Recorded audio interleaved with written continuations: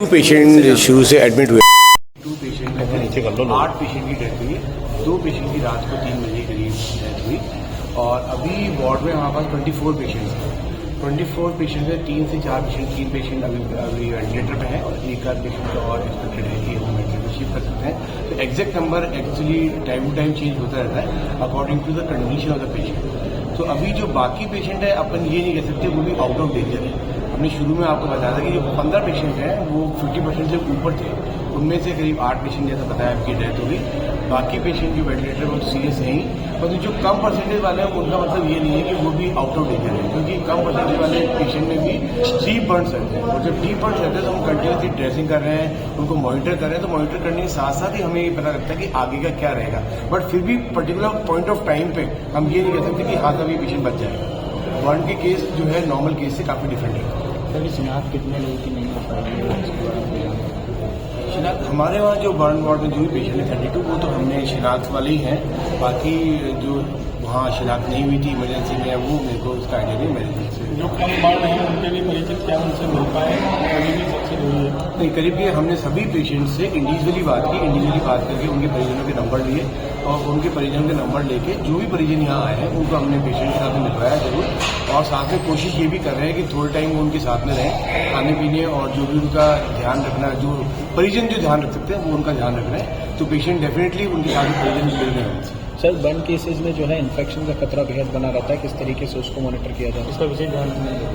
Burn जैसा आप regularly आप देखते हैं कि बर्न पेशेंट को हम बिल्कुल आइसोलेट करके रखते हैं, इसी तरह हमने जो वार्ड बनाया है वो पूरा आइसोलेशन वार्ड ही बनाया है। तो कोशिश ये कर रहे हैं कि वहाँ नर्सिंग स्टाफ, डॉक्टर्स और जो भी हमारे वार्ड बॉयज और जो भी पैरामेडिकल हैं वही एंटर करें। और ज़्यादा कोशिश ये होती है कि आप खुद भी मीडिया वाले भी काफ़ी इस मामले में हमारी हेल्प भी कर रहे हैं और लोगों को भी ये गाइड कर रहे हैं कि आप अंदर ना जाएं, जो कि एक बहुत ही अच्छा मैसेज लोगों में जा रहा है। और साथ में जो पेशेंट और जो मिलने वाले भी जो आ रहे हैं, जो एडमिनिस्ट्रेशन से लोग आ रहे हैं, उनको भी हम कोशिश ये कर रहे हैं कि वो बाहर ही रहें और अंदर वार्ड में उनकी एंट्री ना करें। कितने चिकित्सकों की टीम मौके पर लगी?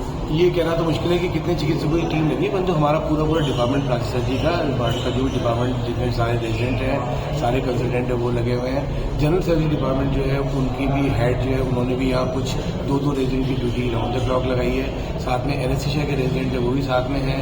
आई वाले भी जो है जिन भी पेशेंट को हमको ऐसा लग रहा है कि आई में उनके साथ प्रॉब्लम हुई है तो आई वाले कंसल्टेंट भी आगे बीच में देख रहे हैं। 1-2 पेशेंट का ऐसा रहा है कि जो कि जिन्होंने जंप किया है तो उनके ऐसा लग रहा था कि एक के बैक पेन है, एक के नीचे फुट में पेन है, तो ऑर्थोपेडिक्स वालों को भी हमने बुला के और जांच करवाई।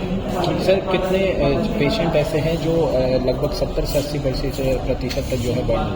नहीं, मैंने बताया वो 32 पेशेंट जो शुरू में आए थे उसमें 15 पेशेंट ऐसे थे जो कि 50% से ऊपर थे। तो उनमें से कुछ ही ज़्यादा अभी अनफॉर्चुनेटली उनको हम लाइव सेव नहीं करता है, क्योंकि 80-90% इवन 65% मैंने कहा ना परसेंटेज ऑफ बर्न तो एक ग्रॉस आइडिया देता है, परंतु ये नहीं कि कम परसेंटेज वाले भी आउट ऑफ डेंजर है।